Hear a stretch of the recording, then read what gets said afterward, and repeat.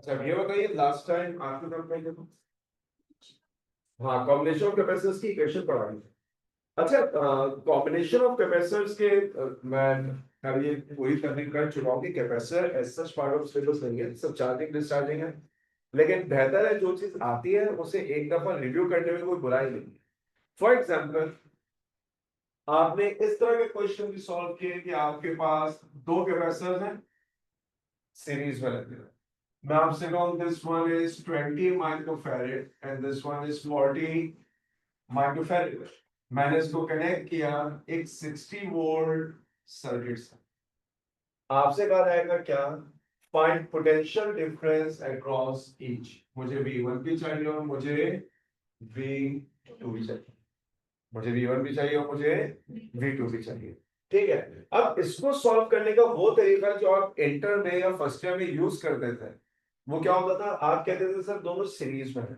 अगर दोनों सीरीज में है तो their equivalent should be like 1/20 + 1/40।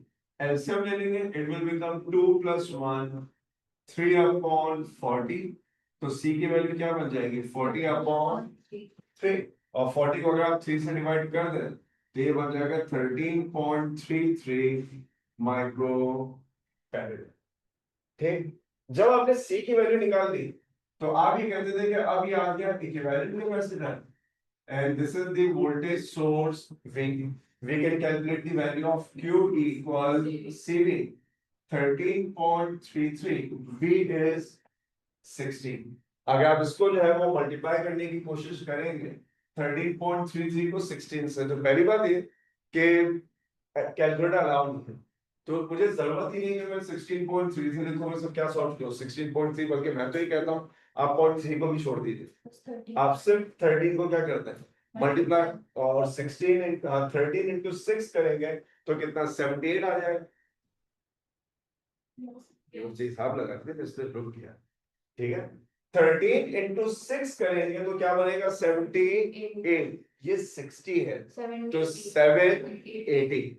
ठीक है, ये क्या बन जाएगा 780। पर ये बात ध्यान में रखिएगा कि अब ये 0.3 है। अगर आप इसको एग्जैक्टली सॉल्व करना चाह रहे हो तो मैं तरीका सिखा सकता हूँ। ये लिखा हुआ है 30 प्लस 0.3 इंटू 60। तो 13 इंटू 60 का मतलब तो आपने क्या निकाल दिया 780। और 0.3 इंटू 60 है ना, आप इसको 3 इंटू 6 बना दें क्योंकि 10 से ये मल्टीप्लाई होगा तो 3 बन जाएगा। 3 इंटू 6 इज 18। तो ये बेसिकली आपके पास क्या बन जाएगा 798। आपने एग्जैक्ट मल्टीप्लाई कर दिया, ये वैल्यू आ गई माइक्रो कूलम की। फिर आपको चाहिए V1 और V2। अब V1 और V2 में आप क्या कहते थे, आप ये कहते थे sir this is series combination. Series combination में चार्ज की वैल्यू क्या रहती है सेम। तो आप कहेंगे C बराबर है Q अपॉन, तो V चाहिए ना Q इक्वल CV। V बराबर है Q अपॉन C। अब अगर मुझे V1 चाहिए तो देखिए Q की वैल्यू तो सबके लिए क्या रहेगी सेम। अलबत्ता यहाँ पुट करना पड़ेगा C1 which is 20। और मेरे ख्याल से 2 से डिवाइड करना सबसे आसान काम होता है, आधा कर देता है।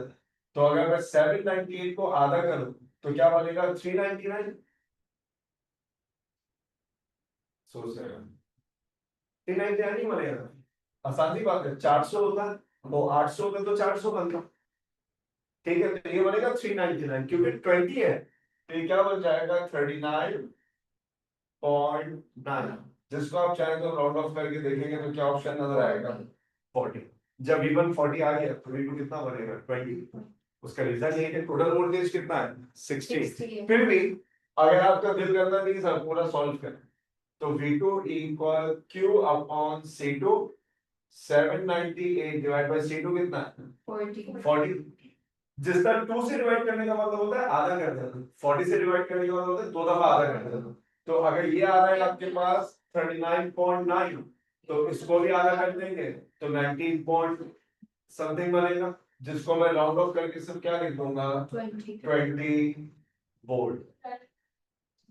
जो मैं डायरेक्ट 20 की मदद से लिया। मैं तो कहता हूँ कि एप्टीट्यूड में जो बच्चा अपेयर हो रहा है ना उसकी कॉमन सेंस इतनी अच्छी होनी चाहिए कि उसको ये कुछ भी ना करना पड़े। अगर इस सवाल को सॉल्व करना हो 4 नंबर के लिए तो मेरे ख्याल से दिस वर्किंग इज सफिशिएंट। लेकिन अगर फर्ज कर ले सवाल पेपर में आ रहा है, एमसीक्यूज में आ रहा है 1 नंबर के लिए, मैं बार बार डिस्क्लेमर चला रहा हूँ कि अब ये सिलेबस का हिस्सा नहीं है, लेकिन ये जितने साल तक सिलेबस का हिस्सा रहा है तो लोगों को इस बात को समझने में, का भी सिलेबस का हिस्सा नहीं है ना, उसमें भी कोई 2-3 साल तो गुजर जाएंगे, तो आना चाहिए। अब अगर आप इसको गौर से देखें तो मैं आपको एक शॉर्ट ट्रिक बता सकता हूँ। मुझे यहां से नजर आ रहा है V और C में कैसा रिलेशन होगा, इनवर्स।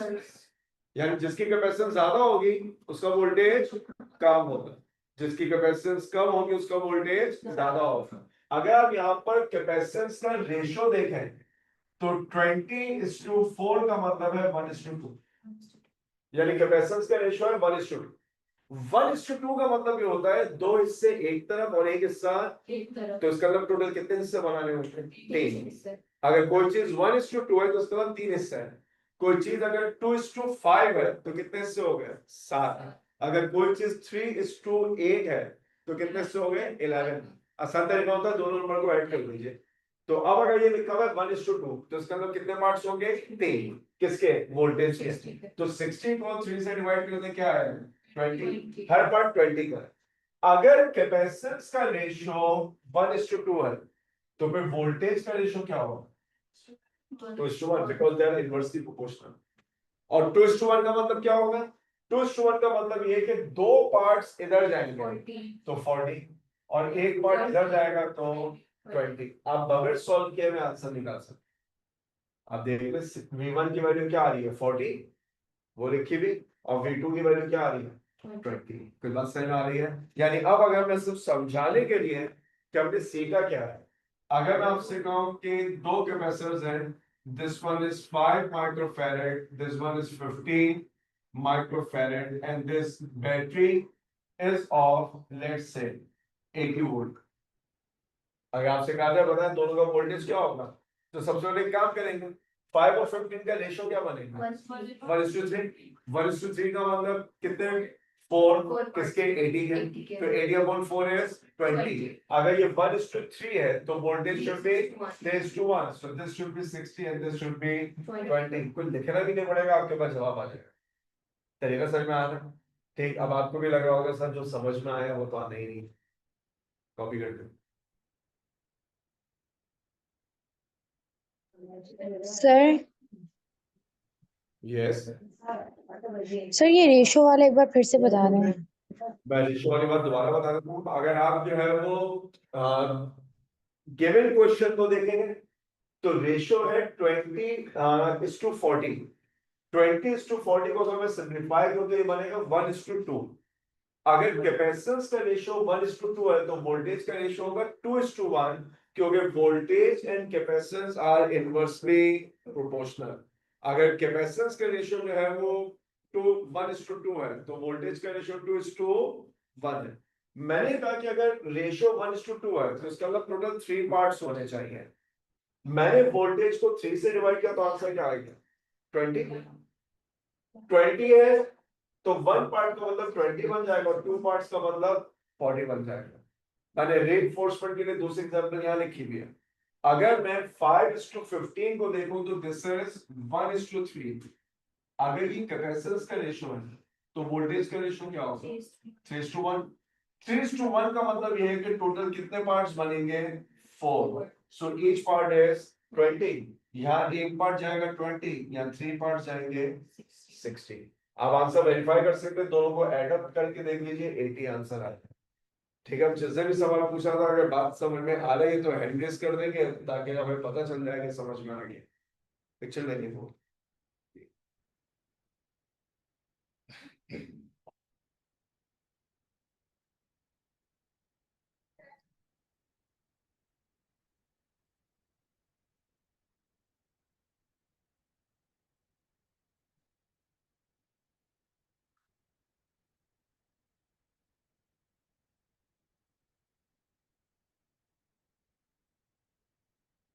सर अगर पैरेलल हुआ तो फिर वोल्टेज तो सेम अगर होगा। ये अच्छा सवाल है, मैंने जिस ग्रुप में इस सेशन में पहली दफा ये टॉपिक पढ़ाया था तो मैंने ये सिखाने के बाद बच्चों से सवाल ये पूछा था कि अगर यहाँ पर आपके पास हो 20 माइक्रोफैरेड, यहाँ पर मौजूद हो आपके पास 40 माइक्रोफैरेड और इसको आपने कनेक्ट कर दिया 60 वोल्ट से, तो अब दोनों का V1 V2 निकाल दे, तो मेजॉरिटी बच्चों ने सॉल्व कर दिया। तो नहीं हो नीड ही नहीं है, क्योंकि कैसा कॉम्बिनेशन है, पैरेलल। पैरेलल में वोल्टेज की वैल्यू क्या रहती है, सेम। ठीक है, तो जब सवाल आए तो याद रखिएगा कि ये तरीका वोल्टेज डिवीजन के लिए है, और वोल्टेज डिवीजन सिर्फ कब होता है, इन सीरीज कॉम्बिनेशन। अगर ये पैरेलल कॉम्बिनेशन होगा तो the value of voltage will remain the same, फिर तो क्वेश्चन बनता ही नहीं है ना। अगर चार्ज के लिए करें, अगर वो चार्ज के लिए कहेंगे तो फिर आपको सॉल्व करना है, ऐसा होता ऐसे सॉल्व कर, क्योंकि वहां पे आसानी है, क्योंकि पैरेलल कॉम्बिनेशन में जो इक्विवेलेंट कैपेसिटेंस होती है that is the direct sum, है। दोनों को सिंपली ऐड करेंगे, आपको जो है वो C मिल जाएगा, और Q बराबर होता है किसके, C इंटू V, तो वो तो डायरेक्टली सॉल्व हो जाता है। सही। हाँ, अगर वैल्यू, पहली बात तो ये कि ऐसा क्या हो सकता है कि दो नंबर में कोई रेशियो ना हो। मैं आपका सवाल समझ गया। हाँ, अगर होल नंबर ना आ रहा, डेसिमल में आ रहा, फॉर एग्जाम्पल मैं आपसे कहूँ एक वैल्यू जो है वो 20 है और एक वैल्यू जो है वो 30 है, तो बजाय इसके कि मैं इसको 1 और 1.5 लिखूं, मैं 2 और 3 लिख के काम चला सकता हूँ। सर इस तरह लाइक रेशियो ये बनता है 13 और 35 का, या दोनों नंबर के साथ। हाँ, ये जो सवाल करते थे वो यही थी कि 30 और 35, अब इनका एग्जैक्ट रेशियो जो है वो, देखिए रेशियो होगा, तो इंटीग्रल वैल्यू नहीं होगी, हाँ डेसिमल में आ जाएगा। तो मेरा नहीं ख्याल कि 30 और 35 कोई दो ऐसे नंबर हैं जिनको आप डिवाइड ना कर सकते हो। हाँ, 1 और 2 पॉइंट समथिंग आ रहे हैं, आपकी मर्जी, आप चाहे तो रेशियो से करें, आप चाहे तो उसको इस तरीके से सॉल्व कर लें। एक बात ध्यान में रखिएगा कि ये नहीं होता कि एक तरीका है वो हर सवाल पे क्या हो जाएगा अप्लाई। फॉर एग्जाम्पल मैंने आपको सिखाया, आपको समझ में भी आ गया, लेकिन यहाँ पर तो इसकी नीड ही नहीं है। और कभी कभी ये भी हो सकता है कि शायद रेशियो अप्लाई करना आपके लिए क्या हो जाएगा, मुश्किल, और आप डायरेक्ट कैलकुलेशन से जो है वो जल्दी आंसर निकालते हैं। तो बस ये आपका एप्टीट्यूड है कि मुझे किस जगह पे कौन सा तरीका जो है वो अप्लाई कर सकते हैं। रेशियो में 1 आ रहा था तो ज्यादा सिंपल हो गया, 1 आ जाए तो फिर तो बहुत ही आसान हो बहुत जाता है, इजी है। बहुत ही आसान हो जाता है। अगर रेशियो ना बन रहा, वैसे तो जो शख्स पेपर सेट करता है वो इस बात से अवेयर होता है कि कैलकुलेटर अलाउ नहीं है, तो वो आपको न्यूमेरिक वैल्यूज ऐसी देगा कि जिनको बगैर कैलकुलेटर के सॉल्व करना आपके लिए जो है वो मुमकिन हो, कि आप सॉल्व कर सकते हो। मान लो कुछ नोट करना है, कर चुके, continue.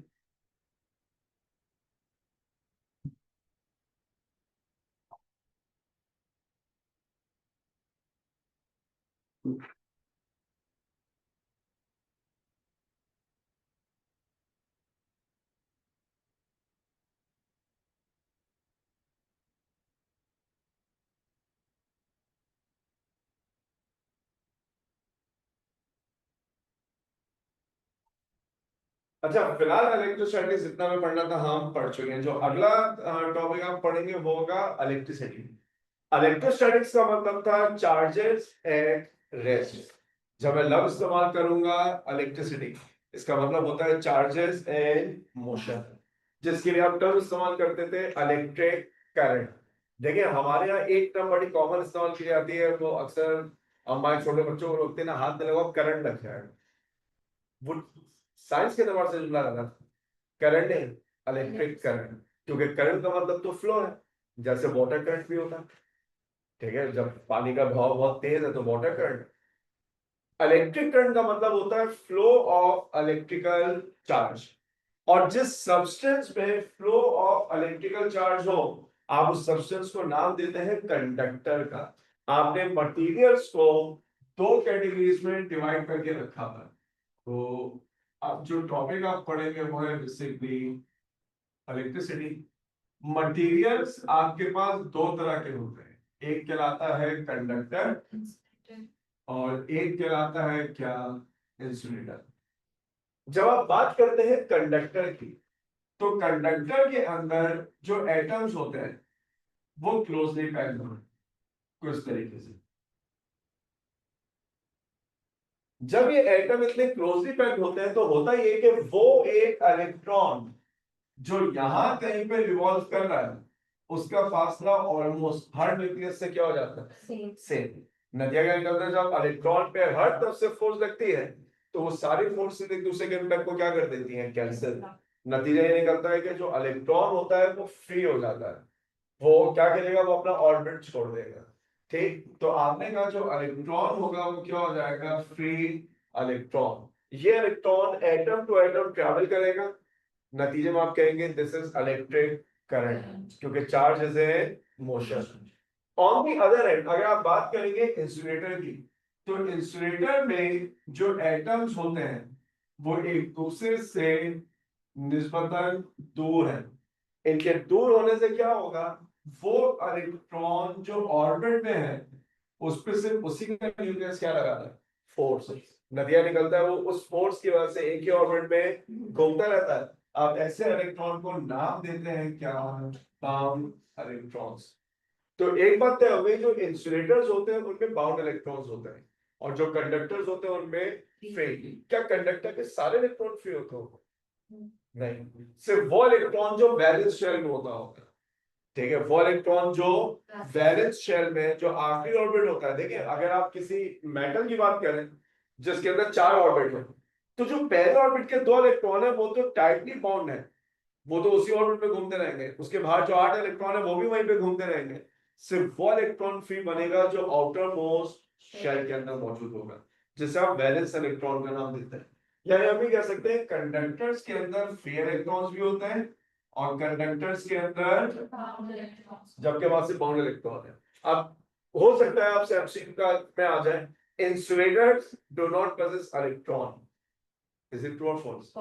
False, because insulators do possess electron but those electrons are bound electron। जो इंसुलेटर के पास इलेक्ट्रॉन होते हैं वो बेसिकली कैसे इलेक्ट्रॉन होते हैं, बाउंड इलेक्ट्रॉन्स हुआ करते हैं। ठीक, अगर मैं एक पीस ऑफ वायर लेके आऊं जी, इसमें अच्छा एक बार ध्यान में रखिएगा, वैलेंस शेल का मतलब तो आखिरी ऑर्बिट है। ठीक है, तो वो मेटल में भी होता है, वो नॉन मेटल में भी होता है, वो सॉलिड में भी है, वो गैस में, वो हर जगह है। लेकिन इंसुलेटर में जो वैलेंस इलेक्ट्रॉन है वो सिर्फ अपने न्यूक्लियस के जेर असर है, क्योंकि सारे न्यूक्लियर दूर दूर है। वहां पर क्या हो रहा है कि उस पर जो फोर्स लग रही है वो हर न्यूक्लियस की तरफ से लग रही है, नतीजा निकलता है वो फ्री हो जाता है। सही। अच्छा, अब अगर मैं कंडक्टर लेके आऊं और कंडक्टर के क्रॉस सेक्शन से ये चेक करूं एक सेकंड में कितना चार्ज पास हुआ, वो अमाउंट ऑफ चार्ज जो किसी कंडक्टर के क्रॉस सेक्शन से एक सेकंड में पास हो, उस अमाउंट ऑफ चार्ज को नाम दिया जाता है क्या, इलेक्ट्रिक करंट। उस अमाउंट ऑफ चार्ज को हम नाम देते हैं क्या, इलेक्ट्रिक करंट। आई बराबर होता है किसके, क्यू के। कब, जब टाइम कितना, 1 सेकंड। अगर ये चार्ज 2 सेकंड में गुजरता है तो मैं इस चार्ज को आई नहीं कह सकता, क्योंकि आई उस चार्ज को कहते हैं जो 1 सेकंड में गुजरे। तो अगर ये 2 सेकंड के लिए, तो 1 सेकंड के लिए क्या करना पड़ेगा, डिवाइड बाय 2। अगर यही टाइम 3 सेकंड हुआ तो आई बराबर होगा क्यू डिवाइड बाय 3। इसको जनरलाइज कर दें, अगर टाइम टी है तो आई बराबर होगा किसके, क्यू अपॉन टी के। यहां से करंट की डेफिनेशन बनी थी, यूनिट होगा इसका एम्पियर, जिसको आप क्या भी लिखते हैं, कूलम पर सेकंड, जिसको आप कूलम पर सेकंड भी लिखा करते हैं इलेक्ट्रिक करंट में। अब ये जितने भी इलेक्ट्रिक करंट है इसका मतलब है rate of flow of charge. किसी भी कंडक्टर के क्रॉस सेक्शन से यूनिट टाइम में जितना अमाउंट ऑफ चार्ज पास होगा वो क्या बनाएगा, इलेक्ट्रिक करंट। ये इलेक्ट्रिक करंट हमारे पास 2 तरीकों का होता है, या तो ये कहलाता है एसी या ये कहलाता है डीसी। ऑल्टरनेटिंग करंट उस करंट को कहते हैं which alternates between positive and negative. एक बड़ी अच्छी टर्म सुनाई थी, साइनसॉइडल।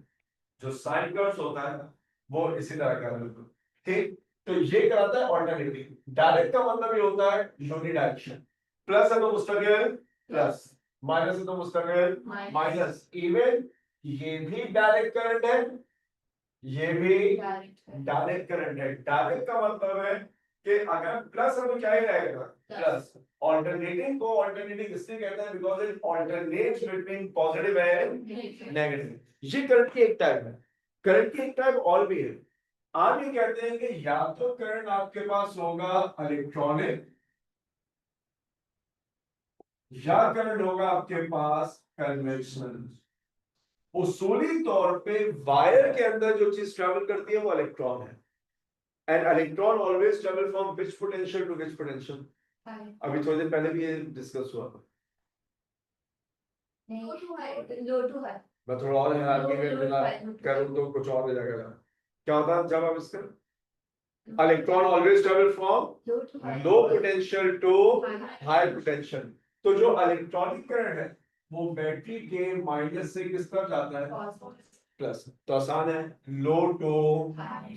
और अगर भूल की जाए तो याद रखें इलेक्ट्रॉन है, नेगेटिव है, अगर वो नेगेटिव है तो माइनस माइनस को रिपेल करेगा प्लस माइनस को, तो electronic current will travel from minus two plus. तो फिर जो कन्वेंशनल करंट होगा वो कहां से कहा जाता है, plus to minus, from high potential to low potential. Circuits में आप जब भी करंट ड्रॉ करेंगे तो अगर ये पॉजिटिव है और ये क्या नेगेटिव, लिखने की नीड नहीं होती, पॉजिटिव टर्मिनल बड़ा होता है, नेगेटिव छोटा होता है, तो करंट की डायरेक्शन ये बनेगी।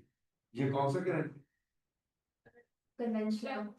Conventional electronic, conventional. लेकिन उसूली तौर पे जो करंट ट्रेवल कर रहा होगा वो कौन सा होगा, इलेक्ट्रॉनिक, और उसकी डायरेक्शन क्या होगी, माइनस से प्लस।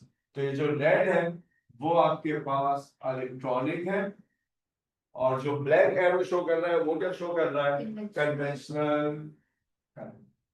ये आपके पास है कन्वेंशनल। ठीक, अपने बात नोट कर लीजिए।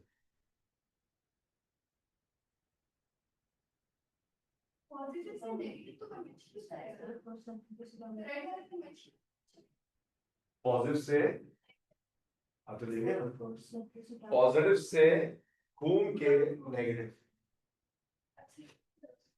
और ये जा रहा है माइनस से पूरा घूम के पॉजिटिव। इलेक्ट्रॉनिक में फोर्स क्या होता ये ना इलेक्ट्रोमोटिव फोर्स की बात कर, है? चल जैसे याद आया बताइए।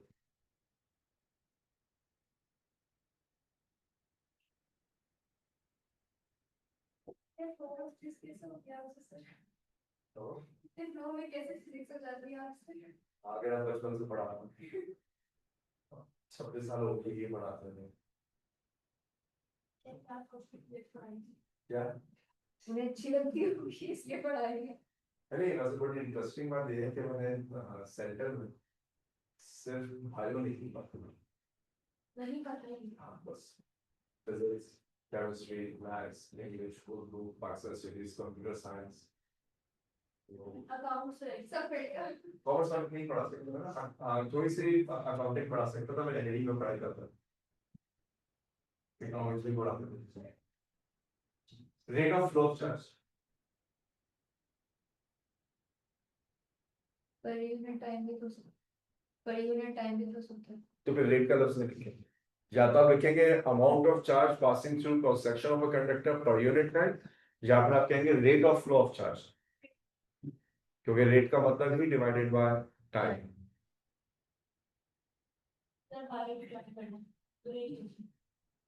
इंग्लिश पढ़ाते हैं आप, वो बहुत बोरिंग लगती है।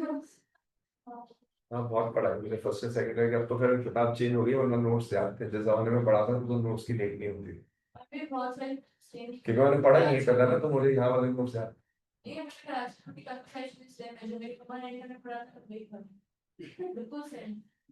हमरा तो बदलता रहता है कभी-कभी। टीम का कोर्स बदलता है, बदलना चाहिए। टाइम के हिसाब से बदलता है, वैसे इररिलेवेंट नहीं होता कुछ भी। हमारा कुछ ना कुछ बदल ही नहीं, हमारा ऐसा नहीं होता, हमारा ऐसा नहीं होता।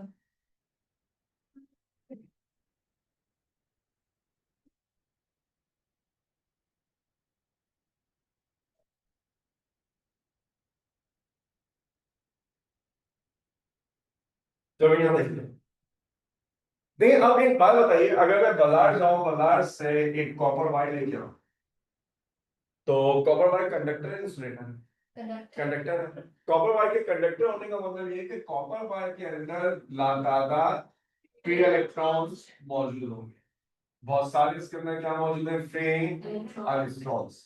अच्छा, जो फ्री इलेक्ट्रॉन्स हैं ये रैंडमली ट्रैवल कर रहे होते हैं। इनके रैंडमली ट्रैवल करने का मतलब ये होता है कि कोई इधर जा रहा होगा, कोई इधर जा रहा होगा। जिस वेलोसिटी से ट्रैवल करते हैं उस वेलोसिटी को हम नाम देते हैं क्या, थर्मल वेलोसिटी।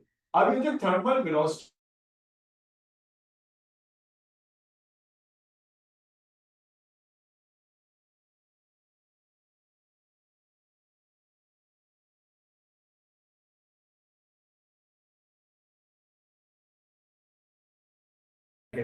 तो ये आपके पास जो है वो इलेक्ट्रॉन की थर्मल वेलोसिटी है।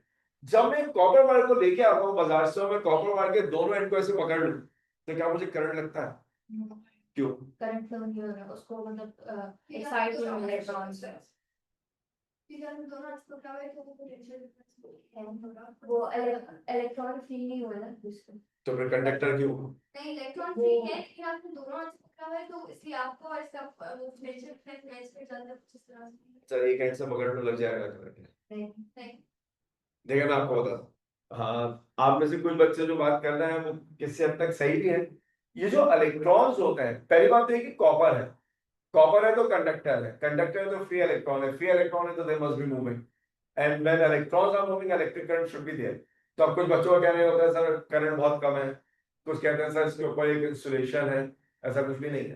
प्रॉब्लम सिर्फ ये है कि किसी भी कंडक्टर के इलेक्ट्रॉन बिल्कुल वैसे ही होते हैं जैसे पाकिस्तान की आवाम, रैंडम, रैंडम है ना।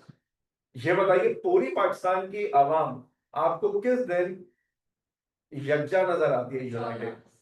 मेरा नहीं ख्याल। नहीं, या तो वॉर या फिर Pakistan versus India match cricket में, ठीक है। तो ये वो दो वाहिद चीजें हैं जिसमें आप जो है ना वो सब पाकिस्तानी में जानते हैं, ठीक है। अब हो सकता है किसी ऐसी पॉलिटिकल पार्टी को, क्योंकि अब ये रिकॉर्ड हो रहा होता है ना, एहतियात करनी पड़ती है। तो इम्पॉर्टेंट बात यह है कि हो सकता है आप किसी ऐसी पॉलिटिकल पार्टी को सपोर्ट करते हो जिसको हमारी आर्म फोर्सेस पसंद ना हो, लेकिन अभी जब थोड़े अरसे पहले जंग हुई तो सबने जो है वो सपोर्ट किया। जैसे जंग खत्म हुई सब अपनी अपनी औकात पे वापस आ गए। तो हमें जो है वो वॉर यूनाइट करती है, हमें क्रिकेट जो है वो यूनाइट करती है, अदरवाइज हम बहुत रैंडम है, ठीक है, वाकई में बहुत रैंडम। अब ये जितने इलेक्ट्रॉन्स हैं इन सारे इलेक्ट्रॉन की वेलोसिटी का ऑर्डर देख रहे हैं 10 पावर 6, बहुत बड़ी वैल्यू नहीं है, बहुत बड़ी वैल्यू है। प्रॉब्लम ये है कि number of electrons flowing in one direction is balanced by number of electrons flowing in exactly opposite direction. अगर दो ऐसे जा रहे हैं तो दो उसके बिल्कुल अपोजिट जा रहे हैं। एक अप जा रहा है तो एक डाउन जा रहा है, एक राइट जा रहा है तो एक लेफ्ट जा रहा है। तो इसका सही जवाब क्या है? Number of electrons flowing in one direction is balanced by number of electrons flowing in exactly opposite direction. तो नेट फ्लो क्या बन जाएगा? जीरो। अब अगर आप चाहते हैं कि करंट जनरेट हो तो आपको सिर्फ एक काम करना है, वो सारे इलेक्ट्रॉन जिनके पास इतनी वेलोसिटी है बट दे आर रैंडम, हमें उनकी सिर्फ डायरेक्शन को क्या करना है? सेम। अच्छा, डायरेक्शन को सेम करना कोई बहुत मुश्किल काम नहीं होता। शायद छोटी क्लासेस में पढ़ा हो, जब पानी बहता है वो अपना रास्ता बदलता है, ठीक है। तो पानी को रास्ता बदलने के लिए कोई खुदाई खुदाई नहीं करनी पड़ती, ठीक है, वो अपना रास्ता कितनी सफाई से बदल देता है। अगर आप मुश्किल एग्जाम्पल लोगे, आसान लो, अगर आप क्रिकेट देखते हो कितने लोग देखते हैं उसको? बस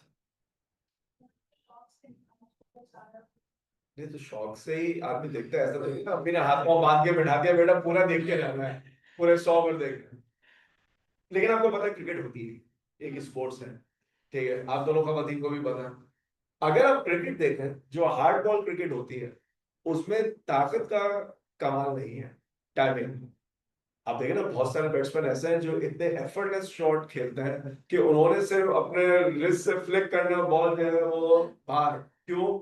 वो ये कहते हैं कि बॉल के पास ऑलरेडी बहुत ज्यादा मोमेंटम है, बॉल के बाद बहुत सारी एनर्जी है, हमें सिर्फ उसको डायरेक्शन देनी है कि तुमने यहां जाना, ठीक है। ये वो बैट्समैन होते हैं जिनको सेंस होती है, वरना बैट्समैन तो आफरीदी जैसा भी था, शायद खान आफरीदी, आप उसको देखेंगे तो वो टाइमिंग का खेल नहीं है, वो ताकत का खेल है, ठीक है। यानी जिस बॉल पे वो कैच होता था, बॉल जो है वो कोई 30 सेकंड हवा में रहते थे, वो ऊपर जा रही है, वो नीचे आ रही है, सब इंतजार कर रहे हो नीचे आएगी, होता होगी, ठीक है।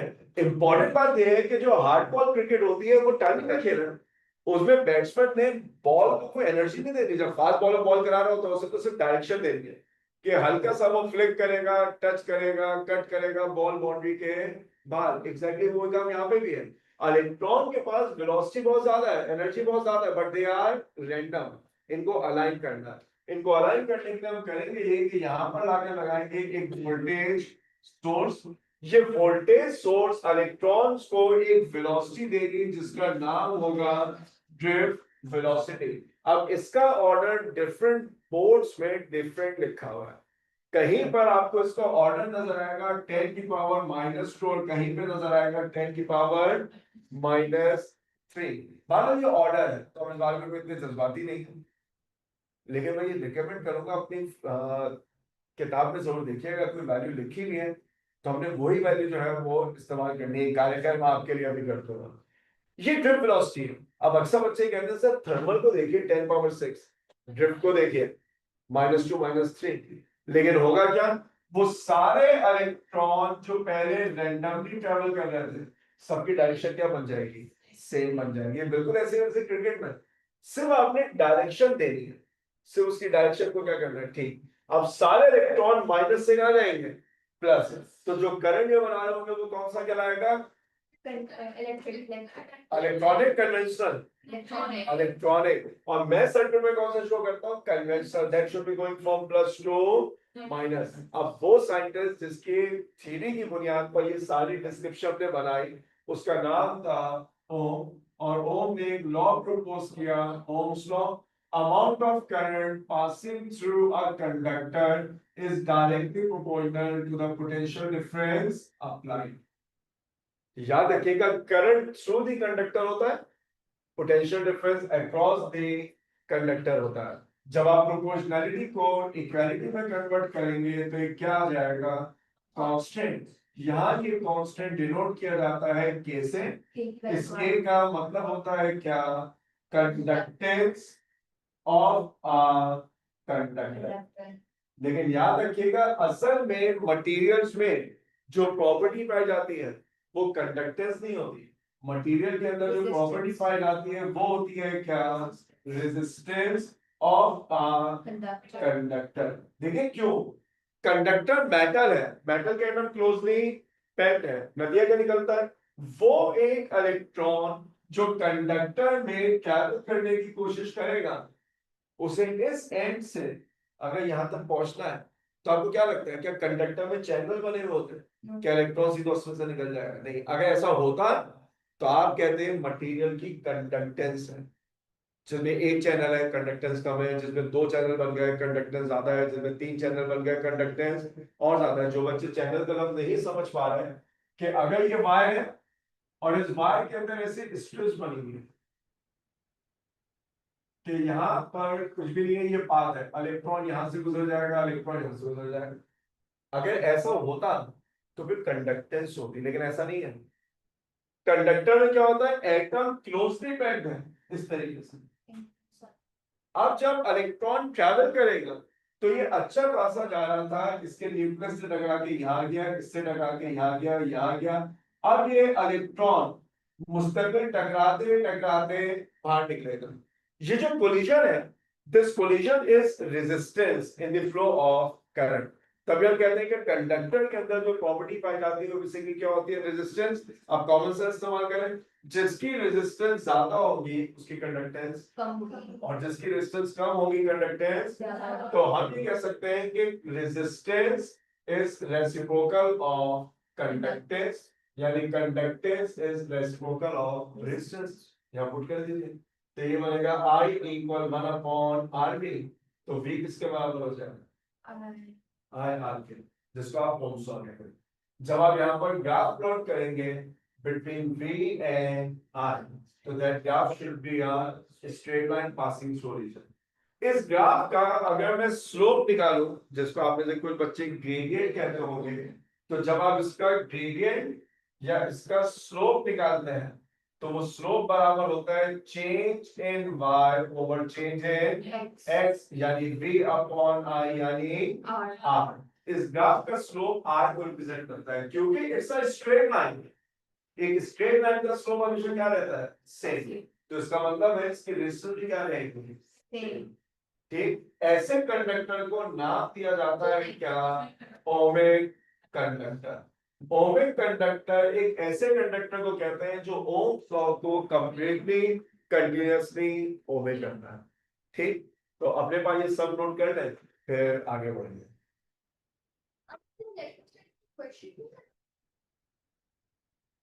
मेरा टॉपिक पढ़ लें, वो भी करेंगे।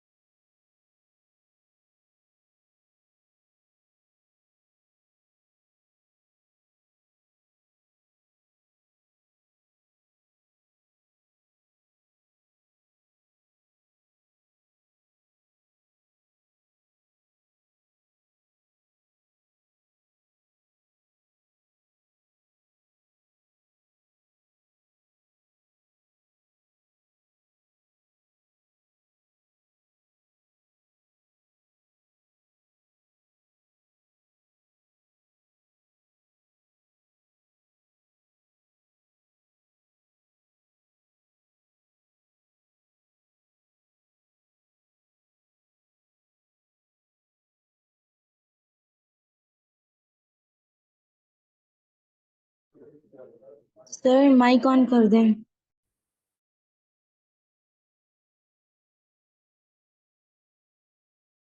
साइकोलॉजी का बहुत शौक था लेकिन अगर किसी बच्चे ने कोई बात मिस कर दी है तो मैं कुछ पढ़ा नहीं रहा था। ठीक है, यहाँ बच्चे जो है वो अपने ऑप्शंस पूछ रहे थे कि अगर हमें एमबीबीएस में एडमिशन ना मिले तो हम क्या करें, तो हमने ये बता दिया है कि आप बीडीएस कर सकते हैं, आप डीपीडी कर सकते हैं, आप डी फार्मेसी कर सकते हैं, आप वेट बन जाइए, कुछ नहीं तो आप साइकोलॉजिस्ट बन सकते हैं, क्योंकि हर चीज में पढ़ना पड़ता है। मेडिकल ही पढ़ सकते हैं। जैसे लगता है कि एमबीबीएस में ज्यादा मुझे तो साइकोलॉजी है, उसको पढ़ने के लिए ना आई डोंट नो बहुत आपकी अपनी जहनी हालत भी असर पड़ता है हमारे साइकोलॉजी पर। नहीं सही बता रहे मेरी भी है कि मतलब पहले बात लोगों को फिर में इलाज करेगा। हाँ यार ये हमारा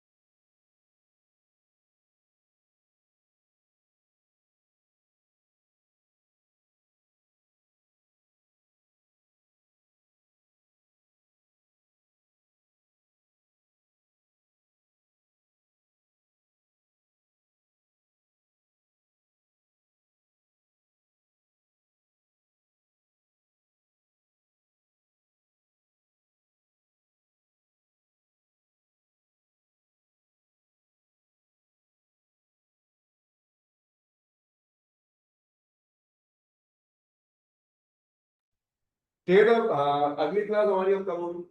कल? नहीं, कल तो नहीं होगी। हाँ, कल टेस्ट है, मेरे ख्याल से मेरी क्लास संडे वाली है। इस संडे जो क्लास होगी वो मेरी क्लास होगी, मुझे वर्कशीट आपके पास है, बनाए हमारी जरूर लेके आइएगा, ताकि जैसे ही पोर्शन कंप्लीट करेंगे तो फिर हम वर्कशीट शुरू करते हैं। अच्छा, थोड़ा सा ये कि अपने सिलेबस का भी ना ट्रैक रखिए। आपको दो टीचर पढ़ा रहे हैं, आपको पता होना चाहिए कि किस टीचर ने आपको कौन कौन से यूनिट पढ़ा दिए हैं, कौन कौन से यूनिट रहते हैं, ताकि टाइम वैसे तो भी आपके पास बहुत टाइम